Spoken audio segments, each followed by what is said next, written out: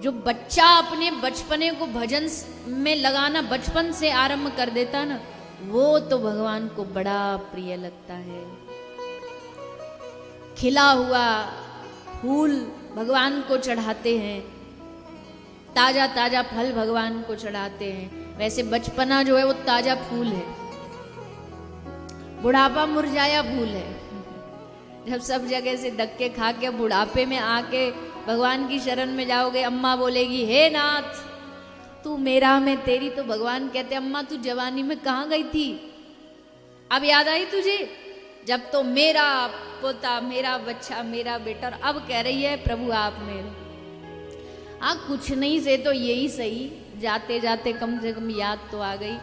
पर बचपन जिसने भजन में लगा दिया, भक्ति यात्रा को इतनी आसान थोड़ी कि बुढ़ापे में एक आध साल में भगवान को पा लोगे, बचपन से अभ्यास करना पड़ता है। और बचपन में जो चीज सीख लेते हैं ना वो छूटती नहीं है ना। बचपन में जो साइकिल चलाना सीख ले, बूढ़ा भी हो जाएगा ना तो वो भूलता नहीं है। प्रैक्टिस भले थोड़ा कम आगे पीछे हो सकती पर भूलेगा नहीं। तो ऐसे ही एक छोटे से भक्त है प्रहलाद। हिरण्यकशिपु नाम का एक दैत्य है, भगवान को हराने के लिए उनसे अपने भाई के मृत्यु का बदला लेने के लिए तपस्या करता है। ब्रह्मा जी से 6 वरदान मांगता है, वरदान दे दिए ब्रह्मा जी ने। अब धीरे धीरे धीरे इसका आतंक बढ़ गया, देवताओं से हवन बंद करा दिए, यज्ञ बंद करा दिए, पूजा भक्ति सब बंद करा दिए, लेकिन प्रहलाद को न रोक पाया। प्रहलाद को पढ़ने के लिए गुरुकुल भेजा गया। 2 गुरु थे शंडावरक, उनको कह दिया गया कि हमारे बच्चे से कोई साधु मिल ना ले, क्योंकि जानता तो है हिरण्यकशिपु की ये भक्ति जो है ना छुआछूत का रोग है। जैसे कोविड कोरोना वायरस कोई होता है ना, छूने से फैल जाता है। कोरोना में हाथ धो, ऐसे ऐसे सब सैनिटाइज करके रखो, साबुन लगाओ, हैंड वॉश करो। क्यों? छूने से फैल जाता है। वैसे भक्ति भी छूने से फैलती है, संग से फैलती है। उस एरिया में, भक्ति वाले एरिया में चले जाओगे, उसके जो उसका एनवायरमेंट है, वातावरण, उसमें घुस जाओगे तो वो रंग चढ़ जाएगा। तो जानता है हिरण्यकशिपु, इसलिए पहले ही ऑर्डर दे रखा था गुरु जी को, कोई साधु संत इससे मिलने ना पाए। पर भक्ति 4 दीवारों में कभी बंद नहीं होती।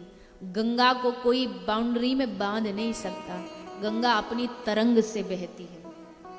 लाख चट्टाने भी आ जाएं तो भी पार करके उनको रास्ता बना लेती है। गंगा के प्रवाह को कौन रोक सकता है? भक्ति भी किसी के रोके रुकती नहीं। लाख जोर लगा लिए राणा ने, पर मीरा की भक्ति रुकी नहीं रुकी। प्रहलाद जी को रोकने की कोशिश की। एक दिन हिरण्यकशिपु ने बड़े प्यार से प्रहलाद को गोद में बिठाया। गोद में बिठा के बोले, बेटा बता, तुझे जो गुरुजी ने पढ़ाया सबसे अच्छा पाठ तुझे कौन सा लगता है? कौन सा चैप्टर तेरा सबसे फेवरेट है? तो प्रहलाद जी ने कहा, पिताजी जो हमको पसंद है वो आपको समझ आएगा नहीं, बताने का क्या लाभ। हिरण्यकशिपु बोला, अरे क्या बात कर दी तूने, तू जानता नहीं मैंने बड़े बड़े वेद शास्त्र पढ़े और सचमुच पढ़े हैं। हिरण्यकशिपु को कम ज्ञान ही नहीं था। जब भाई मर गया हिरण्याक्ष, सब रो रहे हैं, पत्नी रो रही है, माँ रो रही है, तब उस समय जो ज्ञान दिया ना हिरण्यकशिपु ने, बड़े बड़े वक्ता फेल हैं उसके सामने। घटाकाश पटाकाश, अरे क्यों रो रहे हो, आत्मा जब अजर अमर है। पर ज्ञान देना तो आसान है ना, उस ज्ञान को अमल में लाया नहीं। तो कह रहा बता क्या पसंद है तुझे, कौन सा पाठ पसंद है? तो प्रहलाद ने बताया, श्रवणम कीर्तनम विष्णु स्मरणम पाद सेवनम।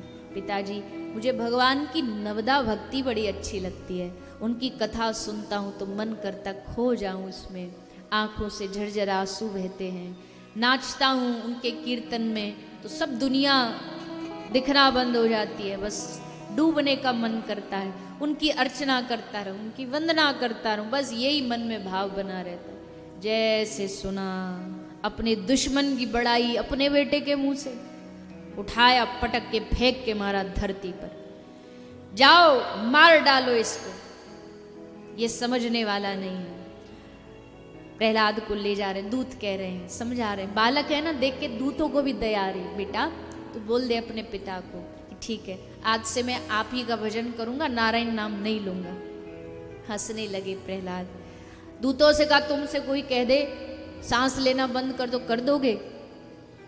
भोजन पाना बंद कर दो, कर दोगे? नहीं। जब तुम सांस लेना बंद नहीं कर सकते तो मेरी श्वास की हर जो तार है वो नारायण से जुड़ा है, भले मैं कैसे छोड़ दूं। मछली को लाख समझाओ कि तू पानी से बाहर निकल जाएगी पर जिंदा नहीं बचेगी। भक्त का भी वैसे ही भाव होता है। सो ले गए दूर, पहाड़ से नीचे गिरा रहे थे। जैसे नीचे गिराया धरती पर प्रहलाद आके गिरे, उससे पहले ही भगवान ने प्रकट होकर प्रहलाद को गोदी में उठा लिया। भक्त वत्सल भगवान अपने भक्त की रक्षा करते हैं। जाको राखे साइया मार सके ना कोई, बाल न बांका कर सके जो जग बैरी होए। सारी दुनिया भी इकट्ठी हो जाए ना, लेकिन जिसको भगवान का आसरा है, भगवान का सहारा, उसका कोई कुछ नहीं बिगाड़ सकता। तू मेरा ही मेरा हर कोई कर रहा, आज तक साथ जग में न कोई रहा। सबसे बड़ा आश्चर्य इस दुनिया में कौन है? तो युधिष्ठिर महाराज कहते सबसे बड़ा आश्चर्य ये है, हर आदमी अपने सामने आदमी को मरता देख रहा है, जाते देख रहा है, उसके बाद भी वो सोचता है कि मैं परमानेंट हूं। ये दुनिया का सबसे बड़ा आश्चर्य है। उसको लगता नहीं कि वो गया तो ये भी जाएगा। इसलिए हरि स्मरण, बस भगवान का स्मरण करते रहें, बाकी सब फिर अपने हाथ में प्रभु ले लेते हैं। जैसे भगवान ने प्रहलाद का लिया, जो कभी कोई सोच नहीं सकता भगवान ने वो किया। प्रहलाद तो मस्ती में अपना नाम जाप कर रहे, उनको कोई होश नहीं क्या हो रहा है, उनको पता ही नहीं हो क्या रहा है, और तुरंत भगवान आते हैं, रक्षा करके चले जाते हैं। क्या जादू क्या चमत्कार होता है समझ ही नहीं आया। बुआ होलिका आई, प्रहलाद जी की एक बुआ है होलिका, उसको ब्रह्मा जी ने एक चूनर दी थी कि तू जिसको लेके चुन्नी ओढ़ के आग में बैठ जाएगी तो तेरा कुछ बिगड़ेगा नहीं। तो सोच रही यही मौका है अपना आशीर्वाद वरदान उपयोग करने का। भाई को बोली एक काम करो, आप अपने ये छोरा को हमारी गोद में लेके हम आग में बैठ जाएंगे, ये जल के भस्म हो जाएगा, मैं बच जाऊंगा। भाई बोला वाह बहन क्या आइडिया लेकर के आई है तू, हमसे तो मर रहा नहीं है, तो अब तू ही संभाल इसको, तू ही मार इसको। बुआ होलिका प्रहलाद जी को गोद में लेके अग्नि में बैठ गई।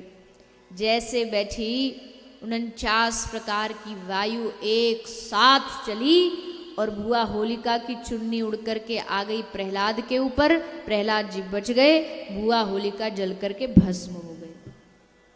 यह भगवान की भक्ति का प्रताप। तुम कितने भी बड़े वरदान वाले हो, पर जब भगवान ने ठान लिया ना बचाने का, तो मार नहीं सकता इस दुनिया में कोई। और होलिका जल करके भस्म हो गई। ऐसी जली कि आज तक भी जलाई जाती है, हर होली पे वो होलिका जलाते हैं, उसको भस्म करते हैं। तो इस प्रकार भगवान ने अग्नि से बचाया, अस्त्र शस्त्र से काटा गया वहां बचाया, जेल में डाल दिया। भूखा तो मर जाएगा, जेल में जब कोई खाने को अन्न का दाना नहीं मिलेगा तब तो 2, 5, 10 दिन बाद मरा हुआ मिलेगा। लेकिन प्रहलाद जी को जब डाला गया जेल में, कारागार में, तो भगवान नारायण ने लक्ष्मी जी की ड्यूटी लगा दी, सुबह शाम ब्रेकफास्ट लंच डिनर सब तुमको करा के आना है। लक्ष्मी जी आती, प्रहलाद जी को भोजन करा के चली जाती। पिताजी ने सोचा 10 दिन बाद एकदम कंकाल मिलेगा, ये तो एकदम ऐसा हिष्ट पुष्ट मिला है, एकदम मुख पर तेज, ऐसे भी नहीं मरा, चलो जहर दो, जहर से मारो। विष पिलाया, भगवान ने शंकर जी को ड्यूटी पे लगा दिया, क्योंकि आपको थोड़ा जहर पीने का एक्सपीरियंस है तो आप जाओ। आप मेरे भक्त की रक्षा करो। तो भोलेनाथ जी उस विष का पान कर गए, प्रहलाद जी बच गए। मदमस्त बड़े बड़े दिग्गज हाथी प्रहलाद जी के सामने छोड़े गए, जिनके लंबे लंबे सूंड अपनी लंबी लंबी दांतों को पहाड़ से छुआ भर दें तो पहाड़ चकनाचूर हो जाए। लेकिन जैसे उन हाथियों ने आके अपने दांत प्रहलाद जी से स्पर्श किए, प्रहलाद जी का तो कुछ नहीं बिगड़ा, उनके दांत चूरन पाउडर की तरह पिस गए। हिरण्यकश्यपु बोला अब इसको मारना संभव नहीं, आखिर क्या जादू है इसके भीतर कि ये मरता नहीं। प्रहलाद हताश निराश होकर के बोला हिरण्यकश्यपु, प्रहलाद तू बता तो, अरे कौन सी शक्ति है जो तू मरता नहीं है, कौन सा जादू है जो तू मरता नहीं है। तो प्रहलाद जी ने मुस्कुराते कहा, पिताजी जादू न मेरा है, शक्ति मेरी नहीं है, इस शक्ति मेरे भगवान नारायण की है। नारायण नारायण नारायण, ये दिन रात नारायण, कहाँ रहता है तेरा नारायण, पता बता उसका, मैं भी तो देखूं कैसा है नारायण। अरे पिताजी कहाँ नहीं है नारायण, तुम में मुझ में, तुम थोड़ी बोल रहे हो, तुम्हारे भीतर बैठा मेरा नारायण बुलवा रहा, तुम्हारी क्या हिम्मत बोल सको। अच्छा हर जगह है तेरा नारायण। हाँ पिताजी तुम देखो तो हर जगह है, जब हर जगह है तो इस खंबे में भी जरूर होगा। अगर तुम्हारा विश्वास मानता है तो पिताजी खंबे में भी जरूर दिखेगा। बस पता मिल गया। हिरण्यकशिपु को निकाला, गदा सामने खंबे पर जोर से प्रहार किया और खंबा फटा और खंबे से श्री नरसिंह भगवान का प्रादुर्भाव हो गया। बोलिए नरसिंह भगवान की। नरसिंह भगवान ताल ठोकते हुए, आधा सिंह आधा मानव, दहाड़ लगाते हुए लंबी लंबी विकराल दाढ़ पकड़ा, हिरण्यकशिपु को लिटाया गोद में। कांप रहा हिरण्यकशिपु। भगवान बोले तूने बड़े वरदान मांगे थे ना ब्रह्मा जी से, बोल क्या क्या मांगा था। प्रभु मैंने मांगा था ना मैं किसी मानव से मरूं, न किसी सृष्टि के बनाए सृजन किए हुए पशु पक्षी जीव किसी से ना मरूं। भगवान ने कहा बता, मुझे देख के बता, मैं मानव हूं कि पशु। ऊपर से नीचे तक देख रहा है, कंफ्यूज, पशु है कि मानव है, बुद्धि समझ ही नहीं पा रही। प्रकृति से परे, उन्हें कहा ना प्रकृति में किसी बनाई हुई वस्तु से न मरूं, मैं प्रकृति से परे हूं। और क्या मांगा तूने? ना अस्त्र से मरूं न शस्त्र से, बता क्या है मेरे पास, दिख रहा है कुछ अस्त्र शस्त्र? तो नहीं प्रभु कुछ नहीं। हाँ आपके तीखे तीखे नाखून दिख रहे हैं जो अब मुझे पता है कि अब मुझे फाड़ डालेंगे। बता क्या मांगा और तूने? प्रभु ना ऊपर मरूं न नीचे। बता तू ऊपर है कि नीचे? ऊपर देखा नीचे, ना प्रभु ना ऊपर ना नीचे, आपकी गोद में हूं। बता तू बाहर है कि भीतर है? प्रभु न बाहर हूं न भीतर हूं, चौखट पर बीच में हूं। बता और क्या मांगा? दिन में मरूं न रात में, बता देख के कौन सा समय हो रहा है? प्रभु न दिन है न रात है, संध्या का समय है। और छठवा क्या मांगा तूने? बोले मांगा प्रभु 12 महीने में से कोई भी महीने में न मरूं। तो मूर्ख बता कौन सा महीना चल रहा है? प्रभु 13वां महीना पुरुषोत्तम अधिक मल मास चल रहा है। ये कहते ही भगवान नरसिंह ने हिरण्यकशिपु का उदर फाड़ डाला, विदीर्ण कर दिया। चारों ओर देवता पुष्प बरसाने लगे, ढोल नगाड़े बजाने लगे। देवता प्रसन्न हो गए। आज ये पापी, ये आता था, ये नाक में दम कर रखा था, मारा गया। सब खूब प्रसन्न हुए, सब प्रसन्न हो गए। पर प्रभु का क्रोध अब भी वही 7वें आसमान पर एकदम लाल। शंकर जी ने कहा लक्ष्मी जी को कि देवी बड़े बड़े कोई कितना भी बड़ा फन्ने कहाँ हो, धर्म पत्नी के हाथ में उसकी डोर होती है संभालने की, तो आपने जाके इनको शांत कर दो। लक्ष्मी जी बढ़ी नरसिंह भगवान की ओर, पर आज प्रभु का क्रोध मेरे भक्त को इतना कष्ट दिया। लक्ष्मी जी जलने लगी भगवान के क्रोध में, वापस भागी, वैकुंठ पहुंची सीधा। अब कौन भगवान के क्रोध को शांत करेगा? तो शंकर भगवान ने सुझाव दिया, जिसके लिए इनको क्रोध आ रहा है ना उसी को भेजो, प्रहलाद को भेजो।